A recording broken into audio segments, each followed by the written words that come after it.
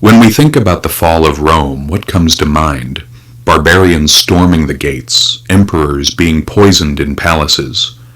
But the truth is, it's not just that empires start to rot from within, and one of the greatest dangers, and actually the most important factor, is always money. Why did Rome fall? Actually, it wasn't just because of invasions beyond external factors. It was also because of the economy, or in other words, the decline in the value of its money. And believe me, every lesson history has shown us is still relevant today. Picture this. Rome's economic backbone was the silver denarius. First minted in 211 BC, this coin was almost entirely pure silver. It was the soldiers' pay, the currency merchants relied on, and the savings of ordinary people. The denarius wasn't just a coin. It was trust and security in physical form. As long as Rome was strong, its money was valuable. But running an empire is expensive. Paying soldiers, building roads, constructing aqueducts for the people's water, funding wars. Everything cost money.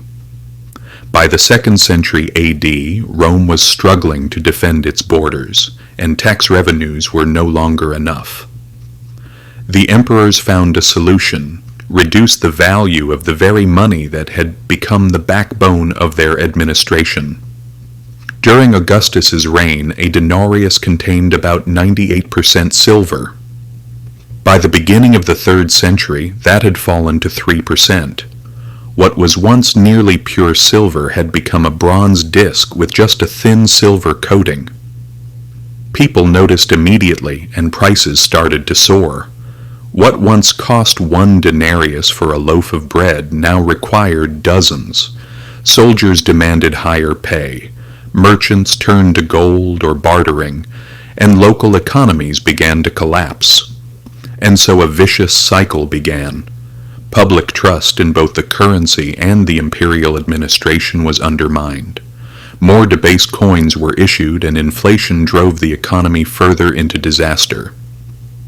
This period came to be known in history as the crisis of the 3rd century. Imperial stability began to unravel. Rising taxes, constant wars, and internal chaos all fed into one another. Even Diocletian could not fix the problem. He tried to freeze prices to stop inflation, but when money itself loses value, even the law is powerless. Eventually, the denarius disappeared from circulation. Constantine introduced a new, more reliable coin called the solidus, made of gold. But by then, it was too late. The Western Roman Empire was already weakened. Money had lost its value, the economy was in free fall. Armies could no longer be maintained, trade had nearly stopped, and public trust was completely gone. By the time the barbarians arrived at the gates, the empire had already bled internally due to mismanagement and the collapse of its currency. Here's the lesson for today.